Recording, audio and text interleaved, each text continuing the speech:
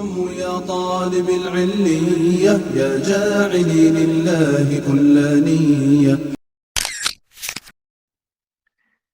الحمد لله الذي هدانا لهذا وما كنا لنهتدي لولا أن هدانا الله، وأشهد أن لا إله إلا الله وحده لا شريك له، وأشهد أن محمدا عبده ورسوله صلى الله عليه وعلى آله وأصحابه أجمعين، صلى الله عليه وسلم تسليما كثيرا. أما بعد، السلام عليكم ورحمة الله وبركاته. برادران و خواهران عزیز اهل توحید، بارك الله فيكم. بإذن الله سبحانه وتعالى این حلقه 24 از شرح کتاب رد بر جهمی ها است و در این حلقه بإذن الله سبحانه و تعالی باقی مانده از صفحات کتاب را در باب انا همون حال و هم فوقیت الله در بالای عرش، یعنی اثبات علو ذات الله سبحانه و تعالی صحبت میکنیم. این حلقه و بعد از این یک حلقه دیگر بعد از این شاید این موضوع به پایان رسد. تا به حال موضوع ما این است که اثبات نموده ایستادیم که الله سبحانه و تعالی به ذاتش در بالای عرش است، از مخلوقاتش جدا هست و هر کسی که الله را به ذاتش در بالای عرش از مخلوقاتش جدا اعتقاد نکند و نداند، همچنین اعتقاد نکند، این جهمی است، این به کفر رفته و کافر شده است. و هر کسی یعنی چی؟ یعنی بگوید که الله در همه جا است، الله یا در هیچ جا نیست، دیگر علاج نیست، یا این یا اینو میگویی. سه گپ است: یا میگویی که الله در بالای عرش است، به ذاتش از مخلوقاتش جدا است، یا میگویی که الله در همه جا است، یا میگویی که الله در هیچ جا نیست. از همین سه قول یکش حق است، ایمان است و توحید است و معرفت الله است. این انمین است که الله در بالای عرش است، به ذاتش از مخلوقاتش جدا است، حی القیوم، زنده و پاینده است، بنده هاش میبیند و میشنود، همراه بنده هاش علمش و قدرتش، و هیچ چیز از علم الله و قدرت الله بیرون نیست. اما دو عقیده دیگر باطل که الله در هیچ جا نیست، یکیش الله در هیچ جا نیست گفتن اتئیسم است، ملحدی است، یا که الله در همه جا هست گفتن عقیده وحدت الوجود، اتحاد حلولی، شرکی مشرکی است، مجسمگی یا بگیم مشرکی قبر پرستی است. بالاخره هر دو شرک است، یگانه حق نیست. ما رسیدیم به سخن حجت میارند امام الدارمی رحمه الله، مصنف کتاب رد بر الجهمیه، رد بر جهمیه، سخن امام مالک رحمه الله را. و به واسطه سخن مالک امام مالک رحمه الله خوب دقت بدید، ما باید منهجی سلفی صالح را آموزیم، زیرا که امروز در بالای صفتهای الله سبحانه و تعالی امروز سه مذهب وجود دارد: یک مذهب حق، دو مذهب باطل. مذهب حق انا همین اعتقاد امام مالک، امام احمد، امام الشافعی، احمد ابن حنبل و اعتقاد امام ابو حنیفه در باب اسماء و صفات. اعتقاد امام ابو حنیفه صحیح است. ابو حنیفه، مالک، شافعی و پیش از اینها تابعین، تبع تابعین، صحابه، همه اعتقاد اینها که ما در اساس سخن امام الدارمی، امام سلف وفات کننده 208، و امام مالک پیش از اینها علمای سلف به شما بیان میگه، شاگرد نافع. این مذهب اهل سنت است. و بعد از این دو اعتقاد باطل، مذهب باطل است، هر دوش هم جهمی است. یک مذهب است، این دو اعتقاد باطل، دو مذهب گفتیم، یک مذهب است، مذهب جهمی است. اما همین جهمی ها در باب صفت دو اعتقاد دارند: یا میگویند که این آیات ها و احادیث هایی که صفت الله اثبات میکند، میگویند که صفت هایی که در قرآن آمده است، در سنت آمده است، لفظش قبول میکنیم میگن، اما معنایش را عوض میکنیم میگن. این یک اعتقاد باطلی، کفری، شرکی، معطله، جهمی، ضال و مضل است. زنادقه اعتقادش کفر. دوم اعتقاد اینا این است که بسیار اینا منتشر میکرد. امروز من دیده ایستادم در بین جهمیچه های تاجیک که خودش من سلفی هستم میگه یا من اهل سنت هستم میگه، 4-5 خوش پرانک های جهمی را میبینیم که همین اعتقاد است. اعتقاد چی؟ میگویند که خصوصا مصر خونده ها و سوریه خونده ها، زیرا که ببینید مصر خونده ها، سوریه خونده ها در دست اشعری ها خوندگی است اکثرش، الا من رحم الله که الله هدایت کرده باشد. اینها تأویل کردن به این خیلی آشکار و واضح میترسند، میگن که نه، مثلا اگر گویند که این صفت الله لفظ قبول میکنیم لیکن این مجازی است تأویل میکنیم گفتن به میترسد. و این بزدل ها جوان های ترسو تاکتیک دیگر کمی سبکتره که مردم عامه نمیفهمند. این کفر، این عقیده کفری جهمی را مردم عامه فهمیده نمیتواند و برای همین مردم عامه رو فریب داده خودشون مخلص کرده شاگرد کرده. بله هم خیلی میکنند. این دوم نمود عقیده باطل است. در باب صفت میگوید که لفظش به ایمان آوردیم، معناش به ایمان آوردیم. ببینید معناش به ایمان آوردیم اما معناش ما نمیدونیم.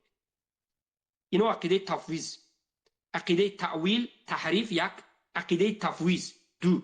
یعنی میگه که قرائت و تفسیر و به این معنی که بله سلفین گپ گفتن قرائت و تفسیر ها یاد قرائت میکنی تفسیرش همین که یاد دست است، اما اینا میگه که قرائت میکنی همین یاد دست نمیگویی، یاد به معنا نمیدهی. یاد این یک کلمه بی معنا هست که نه پیامبر فهمیدن، نه صحابه نفهمیدن، نه هیچ کس فهمید.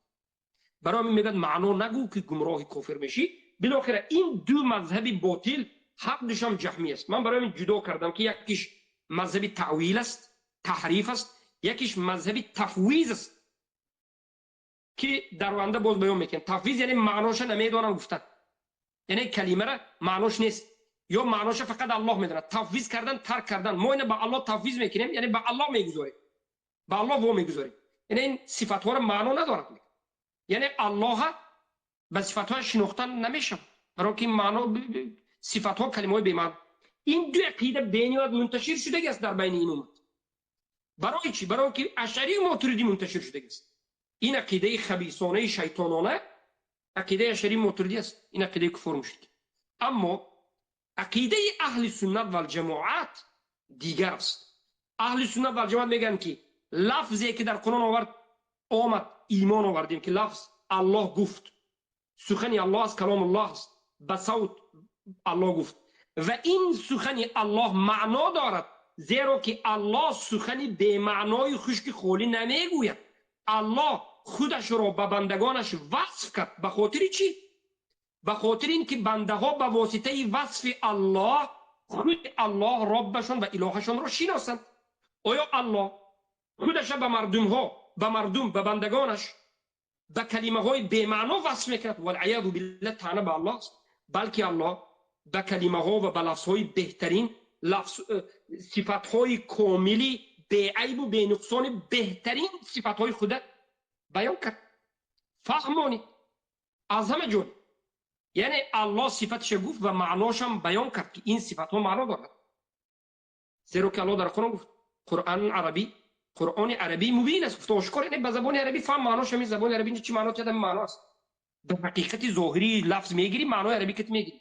اما الله قاعده گذاشت که همین لفظی عربی رو یک، معنای عربی رو فهمیدی، دو، بله قندت زن معنای عربی رو فهمیدی برادرم.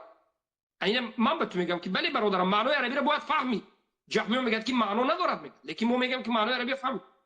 الله میگه که معنای عربی به مانندی که یک، دست، رجل، پا، چشم، عین، چشم نازل میشود، یعنی نازل شدن به پایان، بالا میبرد یعنی بالا برآمدن، از همه چیز بالا است یعنی از همه چیز بالا است وجود دارد و غیره.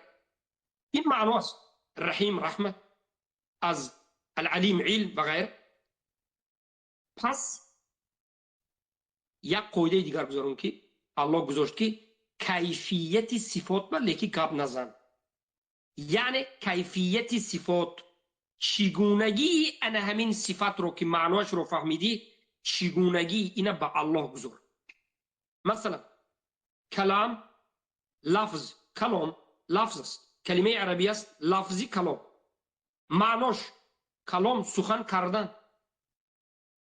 الله یتکلم، الله سخن میکند. چخیل به صدا، به حرف الله سخن میکند، بله. اما چگونگیش به اومدگینده احتیاج شو میگه تو دلیل ثابت نشود گپ نزن که البته دلیل از بخاری و غیره. الله وقتی که سخن میکند ملائکه ها صدای الله را چگونه میفهمند؟ به مانند که یک زنجیر به بالای سنگی که پهن است زده میشود، جرنگاس سخت.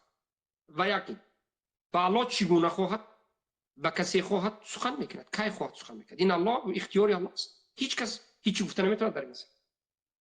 یا نازل شدن. النزول نزله، کلمه عربی، لفظ عربی، معناش نازل شدن، از بالا به پایان فرو آمدن. چگونه؟ اینش گپ نمیزنیم و اینش الله به ما خبر نداد. البته چگونگی وجود دارد ولی که خودی الله میداند. الله اینجا نگفت. چگونگی غیب است. غیب تو الله به ما خبر ندهد ما نمیدونیم. همین صفاتهاش رو الله اگر به ما خبر ندهد هم ما نمیدونیم. و این چنین استوا، کلمه عربی لفظی استوا، معناش در زبان عربی علا و ارتفع سعد و استقر و جلس. انا می معنی همین معنا که میگیریم الله در بالا است. خیلی که علما گفتند الله به بالای عرش است، استقرار، ثبوت و نشست.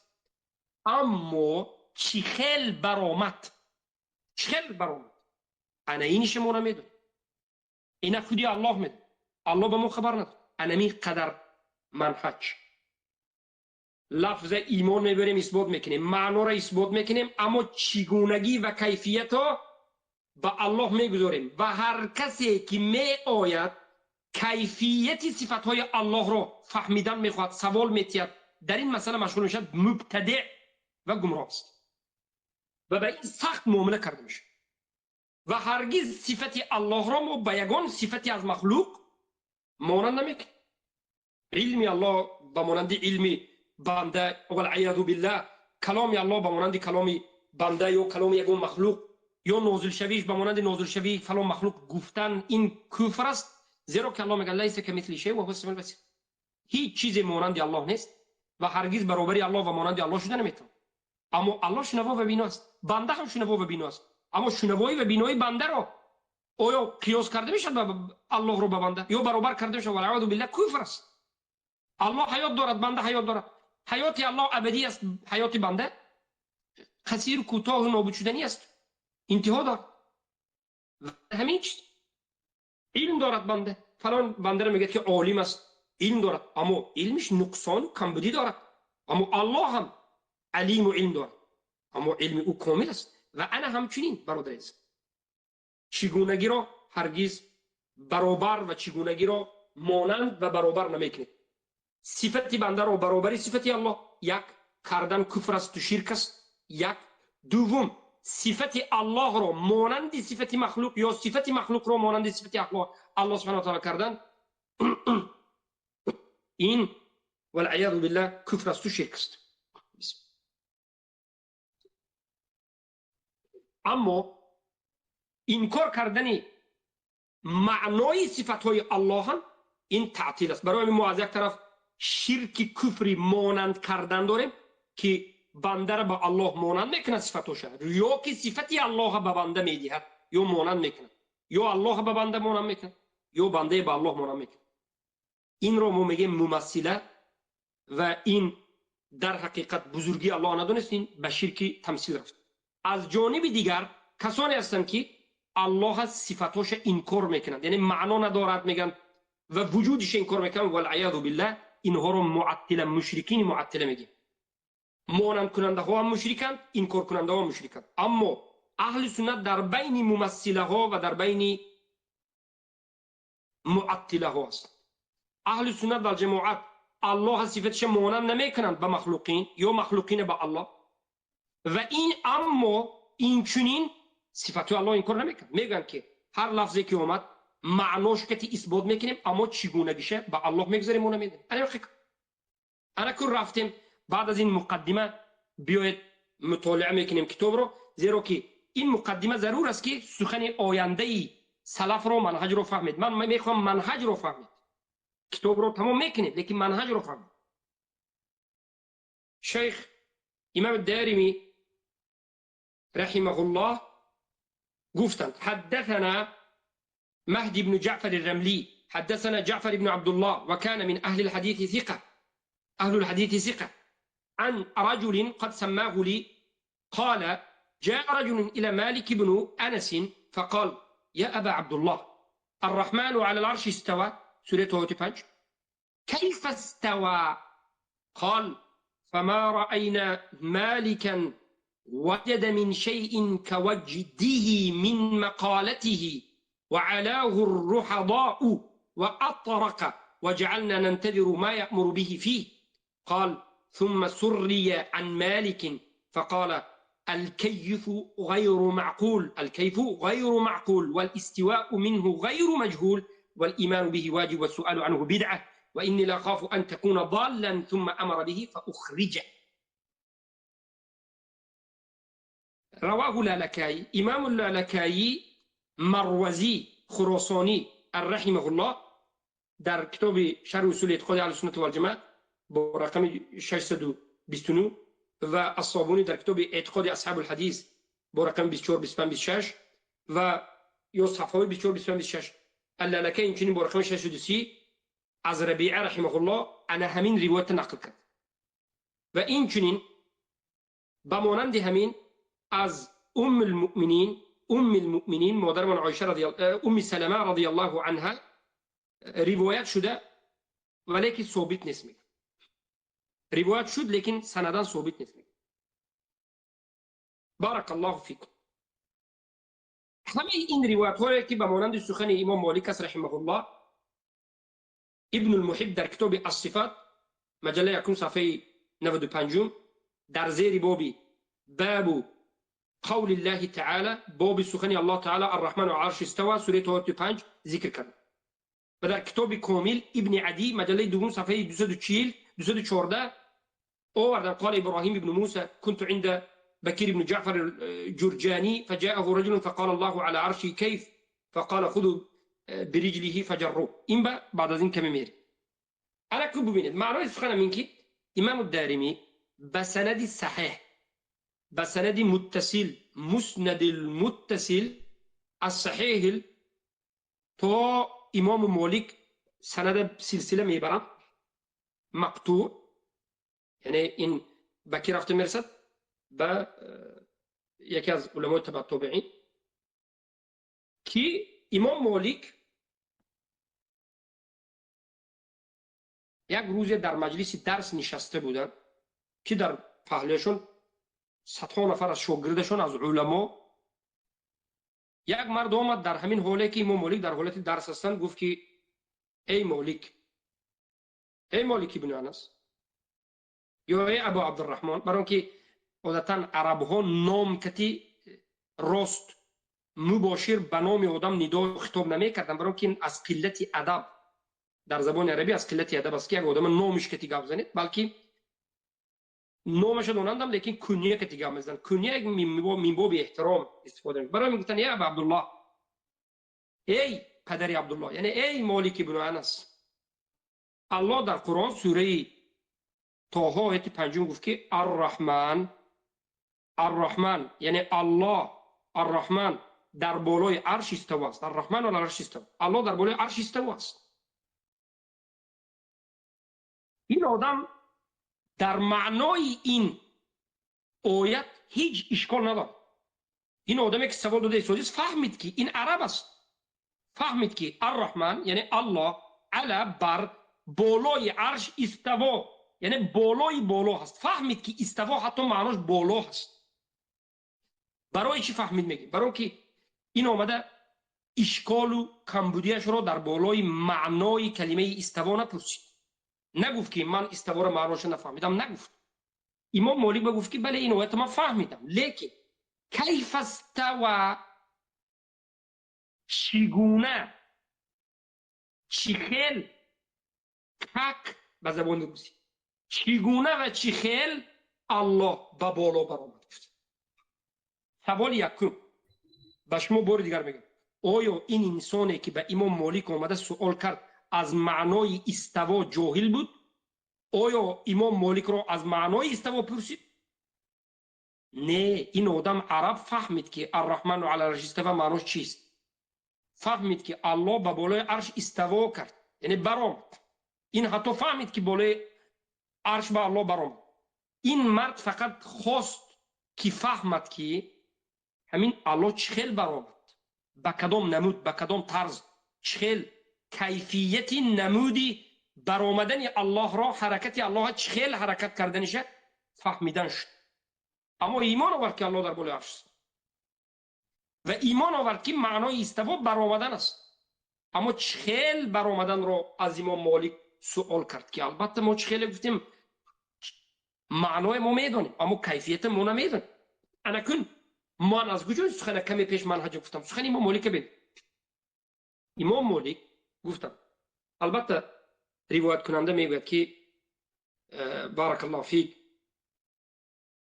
قال فما رأينا مالكا وجد من شيء كوجده من مقالته. یگان مراتب امام مالک رو همچنین در حالت وجد و در حالت سختی و بگیم در حالت یک اضطراب یا بگیم در حالت سختی قرار داشتنش رو ندیده بودیم مگر هم در همین حالت. یعنی این دلالت میکند که سخن همین آدم به امام مالک معقول نشد. سخن این آدم برای معقول نشد که مخالف منهج است. غضب امام مالک بار رحمه الله سرشون خم کرده ایستادن یک مدتی در حالت غضب، حتی میگن عرق کردند و علی الرحضاء و علاه الرحضاء. یعنی از سخن این مردک امام مالک عرق کردند، از وزمینی، از مخالفت صریح کردنش به منهج سلف.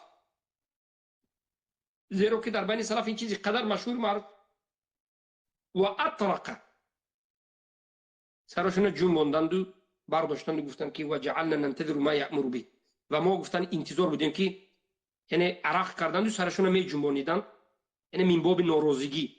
و ما گفتن انتظار بودیم که امام مالک چی امر میکند. یعنی بعد از این حالت امام مالک تغییر یافت، کمی جیم ایستادن، خاموش شدن، عرق کردن، سرشون جنباندن. ترک چی میگن؟ انتظار بودیم که امام مالک چی قال. گفتن روایت کننده میگه ثم سری عن مالک فقال. یعنی بعد از این امام مالک کمی به خودشون آمدن و گفتن که الکیف غیر معقول. کیفیت صفاتهای الله غیر معقول است. یعنی این دانسته نمیشه، فهمیده نمیشه. صفت الله چگونگیش میفهمم گفتن ناممکن است. برای چی؟ به اجماع یقینا عقیده همه اجماع سلف صالح تمام مسلمان ها همین است که صفاتهای الله کیفیتش ما نمیدانیم. الله به ما خبر نداد، پیامبر به ما خبر نداد. برای همین کیفیتی الکیف یعنی چگونگی صفاتهای الله غیر معقول، یعنی دانسته نمیشه. یعنی در این مسئله ما جاهلیم، یعنی در این مسئله علم نداریم. برای چی؟ برای که الله به ما خبر نداد که صفاتهای او چخیل است و چگونه است. چگونه گیشه نگفت. الله به ما خبر نداد که چگونه بالای عرش ببرم، این خیل اون خیل برآمدنش نگفت. و ما در این مسئله گازدن برق نداریم. برای چی؟ برای که غیب است. غیبیات الله تو خبر ندید ما گفته نمیتون. الله چخیل بودنیش هم حضور ما به غیب است. نمین چخیل بودنی الله دست دارد بله، پا دارد بله، چخیل نمودیش غیب است، ما نمیدونیم، ما ندیدیم. روز قیامت وقتی که دیدیم میفهم. یک مسئله دوم، اگر الله از خودش به ما خبر نمیداد، از چشم خودش، از دو دست خودش، دو پای خودش، از غضبش، از رحمتش، از خندهش، نازل شویش و حرکتش، ما از این چیزا هم بیخبر بودیم و جاهل بودیم. لیکن الله این قسمه به ما خبر، ما از این چیز خبر داریم الحمدلله. برای چی خبر داریم؟ برای که به ما الله خبر داد. برای این باب توحید از صفات توقیفی این فقط در اساس خبر، فقط در اساس قرآن و سنت فهمیده می شود. البته نه همه. بعض صفاتهای الله است که غیر قرآن و سنت فهمیده می شود. بدون خبر حال قرآن و سنت نآمده یک آدم باید فهمد و ضرور است که داند که الله وجود دارد، حی است، زنده است، قیوم است، پاینده است، قدرتمند است، خالق است، رازق است و غیر از این با چی؟ علمش. این چیزها، اما این صفات ها اصول دین است. این عقل کت فطرت کت میفهمه. اما یک قسم دیگر از صفات ها فقط در اساس قرآن و سنت فهمیده میشه. عقلا یا بگیم عقلا اگر کمی دلالت کند کامل به عقل فطرت فهمیده نمیشه. برای همین یک قسم صفات های الله سبحانه و تعالی از اصل دین است که آدم جاهل باشد کافر است. یک قسم صفات ها از معلوم این دین به ضروره است که در اساس قرآن و سنت میفهمید، بعضی آدم جاهل ماند کافر نمیشه. چه که امام شافعی رحمه الله بیان کرد. اما بعد دوامش میره. برای من امام شافعی به این مرد گفتن که چگونگی این استوا غیر معقول است. یعنی ما چگونه الله بالا به برآمد چگونه استوا کرد نمیدونه، اینا فهمیدن ناممکن است. اما خودی کلمه استوا والاستواء منه غیر مجهول، خودی کلمه استوا گفتن غیر مجهول است، یعنی معلوم است. کلمه استوا معلوم است. چرا که به روایت دیگر آمده است که امام الشافعی میگن که الاستواء معلوم والکیف مجهول والسؤال عنه بدعه. کلمه استوا معلوم است میگه. در زبان عربی استوا همه میداند، همین کودک پرسی هم در زبان عربی در خصوصا زمان سلف میدونن استوا چیست. میگه استوا به معنای علا و ارتفع صعد و استقر و جلس، همه میدونن و در بین علما مشهور و معلوم بود. معنای استوا معلوم است. سلف معنا دادن یا ندادن؟ امام مالک به صفت معنا دادند یا ندادند؟ گفتن که استوا معلوم است، یعنی این کلمه نامعلوم مجهول نیست. یعنی نگفتن که این کلمه معنا ندارد، ما این کلمه نمیفهمیم، این کلمه الله به میگذاریم، خودی الله میداند. نگفتن، بلکه گفتن که کلمه معلوم است. این رد به اهل تفویض است. این جهمیچه های نو برآمده که خودش بعضش سلفی میگه که میگه صفت معنا نتید، همین خوندنش خودش معنا است، الله خودش معناش میده. یعنی استوا گو شد میگه. اینا استوا به معنای برآمد نشست، این گپو نگو میگه، این کفر است میگه. انامین به امام مالک رد زدن. امام مالک گفته شدن که استوا معلوم است. الرحمن علی العرش استوى، الرحمن علی العرش استوى. استوا معلوم است. یعنی چی معلوم؟ در زبان عربی استوا معنا دارد، یعنی معناش معلوم است. معنای استوا بالا شدن، برآمدن، صعد، رفع و جلس و استقر و غیر. این همه میدانند. اما کیفیتش مجهول است. یعنی چخل برآمدش، چگونه برآمدن الله برای ما مجهول است، زیرا که الله خبر نداد. اما ایمان آوردن به این صفت، به معنای صفت واجب است. یعنی همین کلمه استوا به الله استوا کرد، ایمان آوردن تو به فرض که بگویی که الله استوا کرد یک، و به تو فرض است که بگویی که استوا معناش برآمدن به بالا، الله به بالا برآمد، یعنی به بالای عرش برآمد. همین معنا به ایمان آوردن به تو فرض است. و کیفیتش را هم به الله گذاشتن، خودی الله میداند گفتن من نمیدانم، خودی الله میداند گفتن فرض است. چخل برآمد این به میگه که خودی الله میداند، همین فرض است که بگویی که خودی الله میداند، من نمیدانم، اما کیفیتش است خودی الله میداند. و سوال کردن از کیفیت صفتهای الله این بدعت است. سوال کردن از معنای صفت بدعت نه. این جهمی های خوبسا میگه که سوال کردن از معنای صفت بدعت است. اگر جهمی بگوید که در قرآن کلمه ید آمد و ما خلقت بیدی، همین یدی معنی چی بود؟ سوال کردن از این بدعت است. فتنه‌گرا میپرسد، مجسمه ها مشبهه گفته اهل سنت میزند و بعد از این میگه که معنای این خودی الله میداند، معنا ندارد. یا میگه که این کلمه مجاز است، من باب چی میفهمه؟ قدرت الله، نعمت الله. والعیاذ بالله. اما اهل سنت و جماعت میگن که بله، یدیه سوال کردی معناش چی است؟ جزاک الله خیر، سوالت خوب است. یدیه این لفظ عربی، کلمه عربی است. مع این کلمه یدیه در زبان عربی به معنای دست است. اما دست، بله الله دست دارد. دست چی؟ یک چیز گرفتن، دست به خودش پنجه دارد، همین دست است. اما دست الله مانند یگان دست مخلوقات نیست. اما دست الله دست است که به همون دستش زمین و آسمان میگیرد و در همون دستش الله چی دارد؟ انگشت دارد و در همون انگشتاش الله بغم دارد. بغم صفت انگشتی الله در حدیث اومده است، بغم دارد. اما کلتا یدیه یمین، یعنی میگه پا، رجل آمد در حدیث روایت امام مسلم، رجل. جهمیه بگوید که کلمه رجل نفهمدم چی بود، میگه که یک قسمی جهمیه این معنا میگه این کلمه معنا ندارد، میگه این خودی الله میداند، معنا نده، میگه از معنای پرسی گمراه میشی. میگه و سؤال عنه بدعه را برده سخن امام مالک میرسد که سوال کردن از معنای کلمه بدعت است. میگه اینو ببینید، خیانت و تحریف. امام مالک سوال کردن از کیفیت بدعت گفته. جهمی میگه سوال نکن، این ریجل معنا ندارد، الله بسپر میگه نمیدونیم چی است. این درخت است، این دست است، پا است، چشم است، ما نمیدونیم. میگه والله اعلم، یک سخنی بی معنا است. میگه الله هم تو گفت یا پیامبر گفتن. اما یک قسمی جهمی گفته حدیث سه در سه مسلم الله سبحانه و تعالی یزع رجله، الله قدمش در جهنم میگذاره، رجله و قدمو در روایت جهنم میگذاره. روایت سه است. چی میگه؟ میگه که این کلمه مجاز است. میگه این کلمه عربی مجاز است. مجاز این که این کلمه رو به معنای ظاهری لغت عربی نمیگیرید، این معناش دیگر میکنه. میگه معنا رو دیگر میکنه. ریجل چی شد؟ قلوه شد.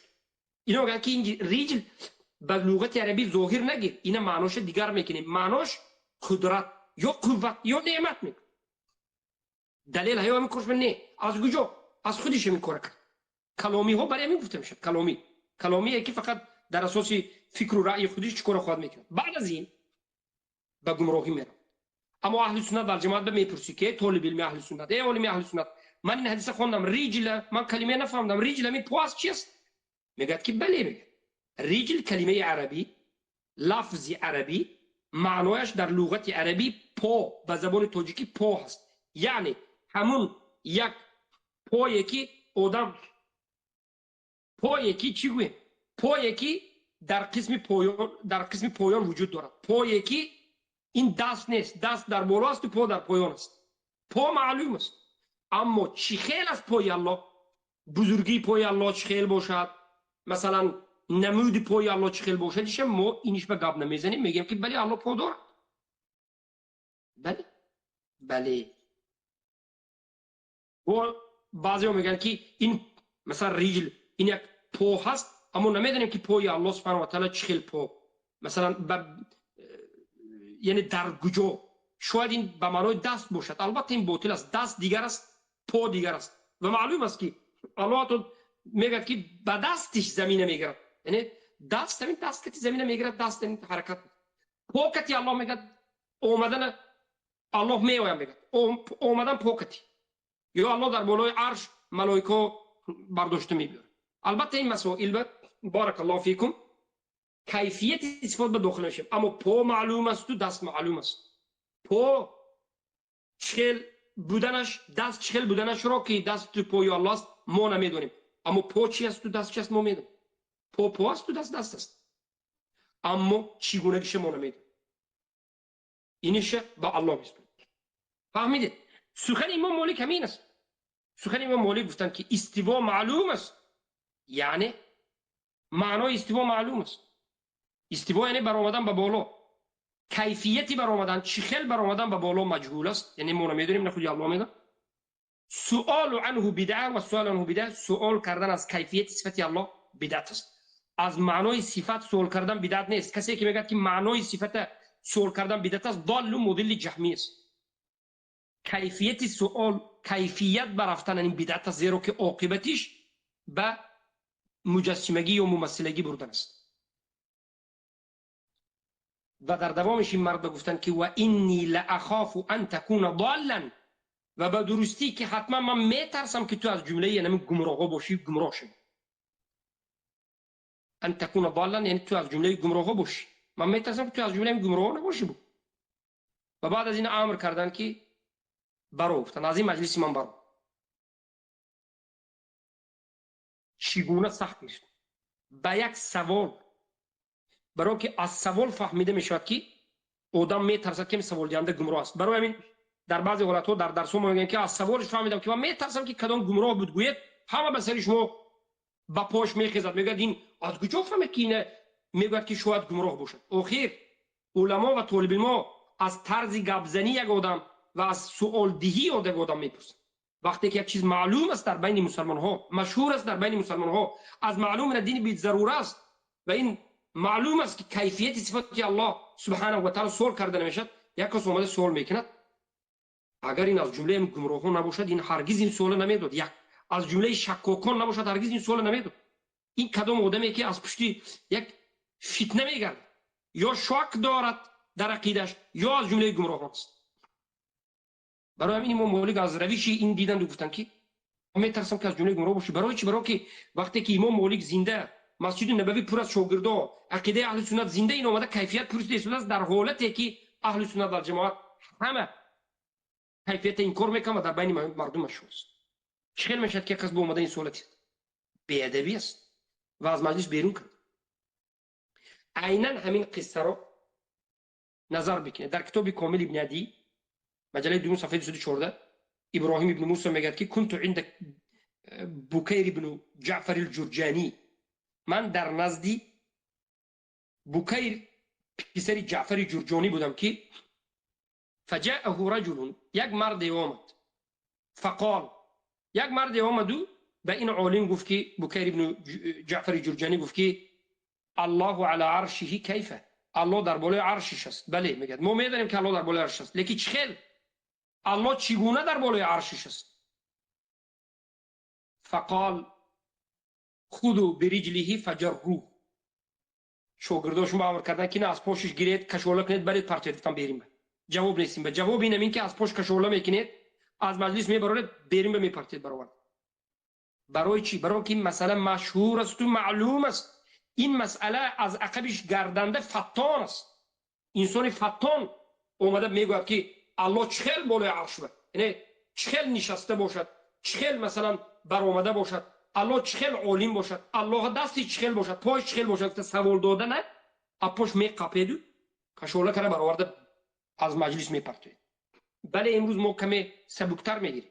سبب سبکتر گرفتن ما چی است؟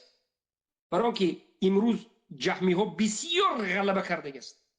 اشعری ماتریدی خودش اهل سنت گفته میگردد احمقو و مردمی عامی هم بعضش میگه که خیر اینا اشعری ماتریدی، اشعری ماتریدی ما اهل سنت میگه اینا اهل سنت حرف الف نصفش هم نیست، اینا همین همزی بالاش هم ندارد، اینا نقطه هم نیست، خودش اهل سنت میگه. فرسخو از حق اهل سنت دور است. شبهات زیاد است. از همین جهت وقتی که کسی سوال و جواب کتی اومد ما صبر میکنیم میخوایم که فهمونیم، اما عقیده یک روز شود که عقیده اهل سنت منتشر شود در این وقت اومده از ما پرسد این خیلی کیفیتشه البته از پشت کشوله کرده باید برآورده پرتید. امام ابن تیمیه رحمه الله در کتاب مجموع الفتاوی مجله 5 صفحه 181 گفتند که و کلام مالک صریح فی اثبات الاستواء وأنه معلوم وأن له كيفية لكن تلك الكيفية مجهولة لنا لا نعلمها نحن. الله أكبر. ببینید من این عقیده رو بگم جهمی ها یک سال نیم سال دیوانه شده بودن که کیفیت اینها اثبات میکند اما خودی الله میداند. گفت بله شما اینو فراموش نکید برادریز، ما لفظی آیت قرآن و حدیثی که صفت اومد اثبات میکنه. یک این لفظی صفت به معنای حقیقت لغت عربی میتیم. دو کیفیت ده ما میگیم که ما در این دنیا نمیدانیم، الله به ما خبر نداد، اما کیفیت وجود دارد که خودی الله میداند ما نمیدانیم. کی گفتی سخن مرحبا ابن تیمیه سخنشون میگم گوش کن. مجموع الفتاوی مجله 5 صفحه 181 نظر کن. ابن تیمیه رحمه الله میگوید که سخن کلام امام مالک صریح است، یعنی آشکار و واضح و صریح است در اثبات نمودن استوا، در اثبات نمودن استوا که الله بالای عرش استوا کرد. چخیل و انه معلوم، انا من کلمه استوا ثابت است در حق الله یک و این معلوم است. یعنی چی؟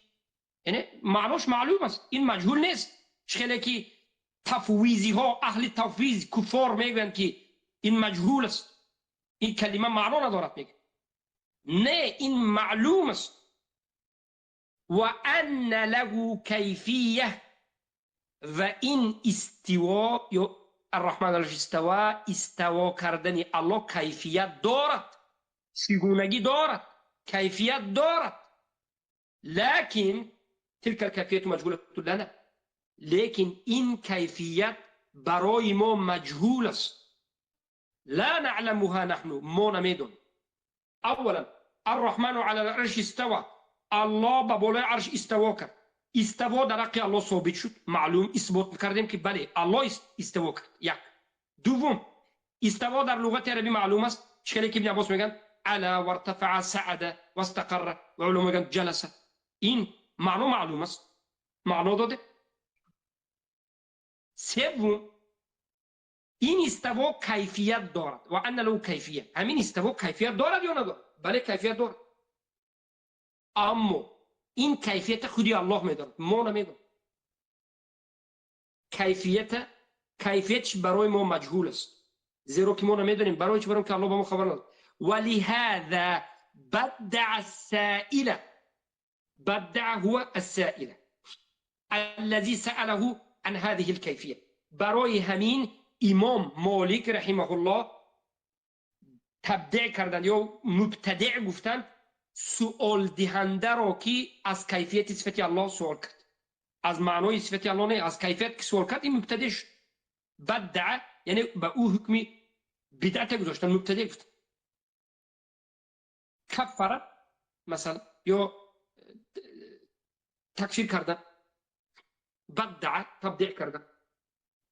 فإن السؤال إنما يكون عن أمر معلوم لنا، زیرا که سؤال باید از یک چیزی کرده شود که این چیز برای ما معلوم باشد. یعنی سؤال از یک مسئله کنید، از یک امر کنید، از یک چیزی کنید که این چیز بنده برای بنده این معلوم باشد و بنده داند این چیز.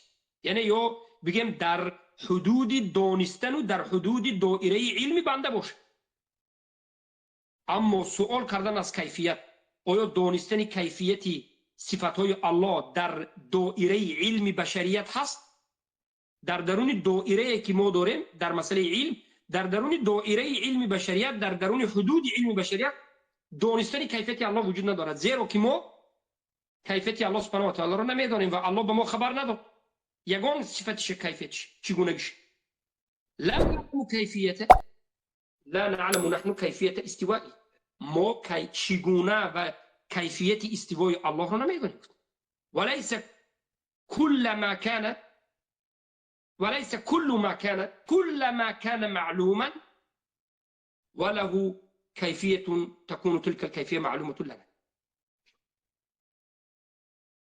و هر یک چیزی که گفتم وليس كل ما كان معلوما وله كيفية تكون تلك الكيفية معلومة لنا.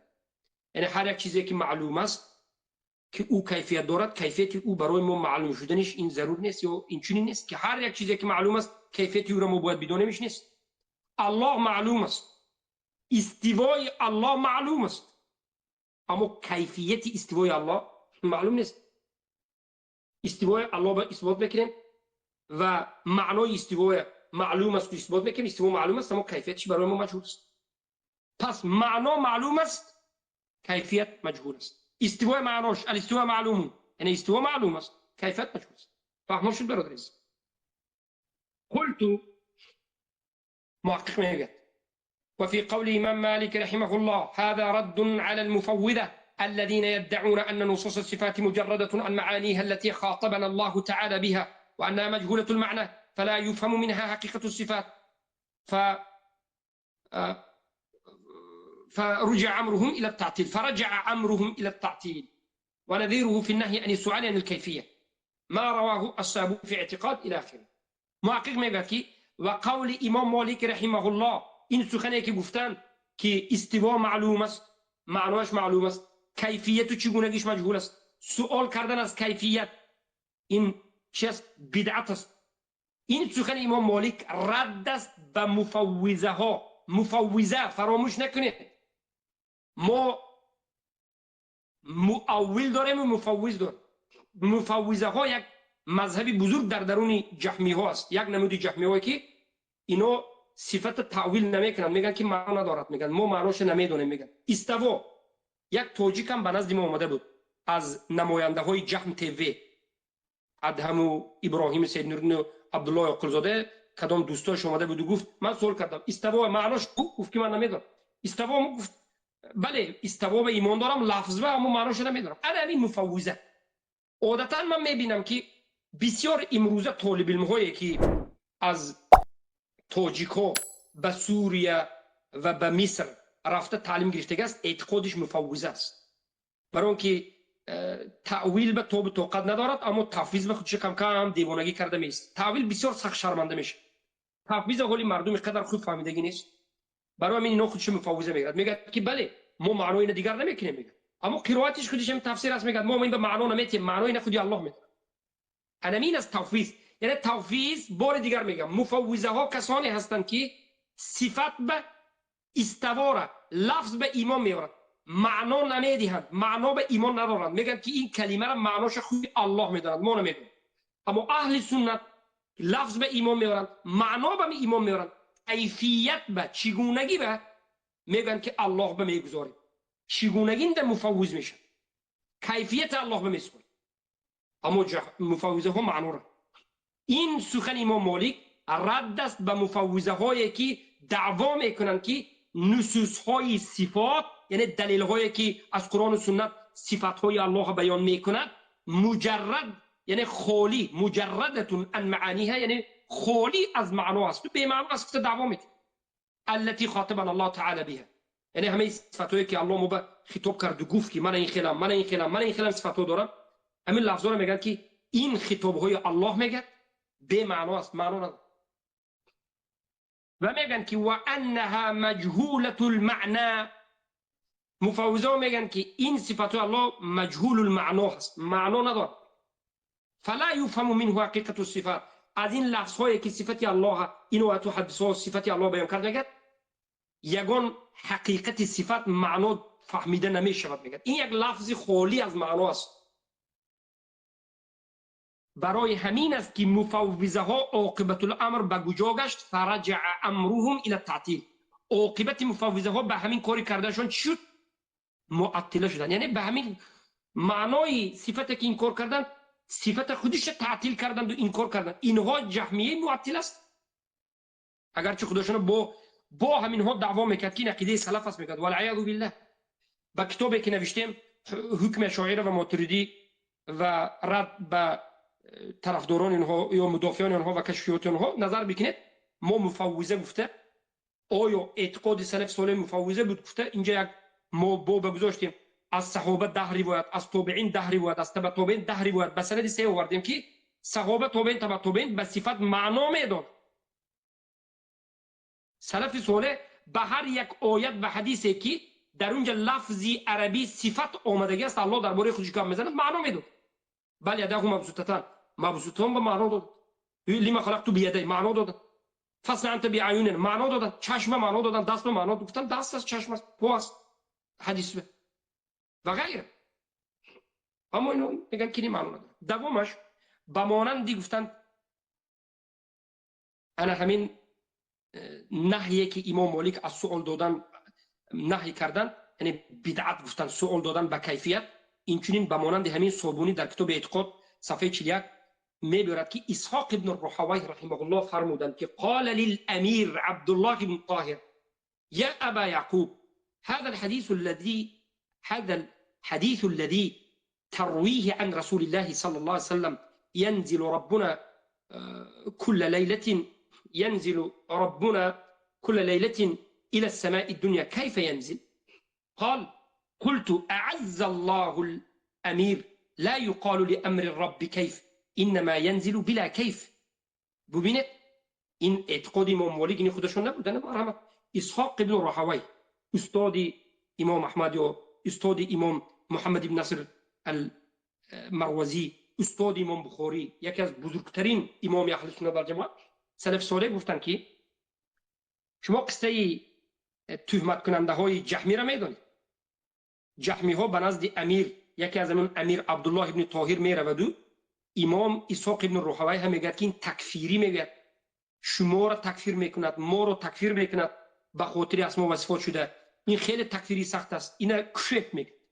دروغ گفته، خیلی که من حاضر ما را تهمت های دروغ و تکفیری گفته. خیال این جهمی ها که اون کس ما را کشد اینو خلاص شود، همچنین واقع در زمان سلف بود. اخزاهم الله قبهم الله این جهمی ها را. بالاخره اسحاق ابن راهوی به نزد انا همون امیر عبدالله ابن طاهر میره. عبدالله ابن طاهر ابن راهوی را میگه که یا ابا یعقوب، ابا یعقوب کنیه اسحاق ابن راهوی. این حدیثی که تو روایت میکنی از رسول الله که رسول الله گفتن که نازل میشود رب ما هر شب به سوی آسمان دنیا، از بالای عرش به آسمان دنیا، یعنی چی؟ آسمان هفتم، ششم، پنجم، چهارم، سیوم، دوم، یکم، من همین آسمانه که ما میبینیم من همین به الله نازل میشه. اما مسئله دیگر است.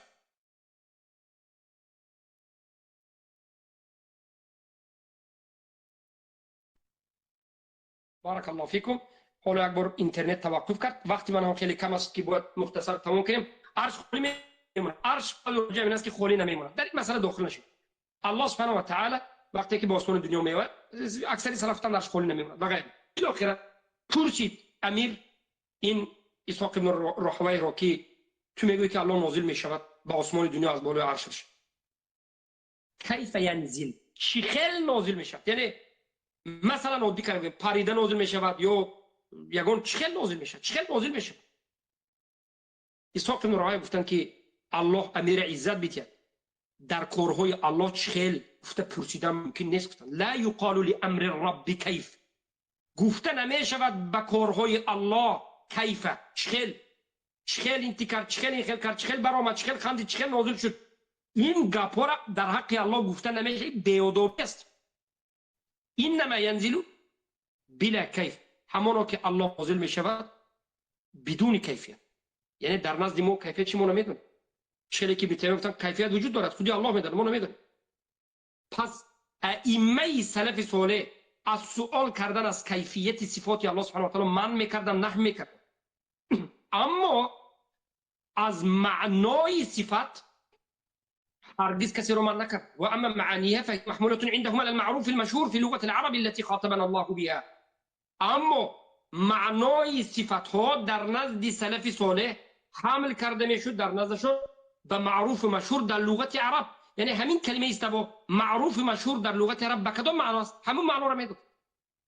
یعنی ببینید کلمه ها دو معنا سه معنا آمدنش ممکن است، اما معنای غریب است و معنای مشهور است. لفظایی که در قرآن و سنت آمد به معنای مشهور میدی، معنایی که منتشر شده. یک دو معنای غریب رفته گفته نمیدی، معنای مشهور میدی. بارك الله فيكم.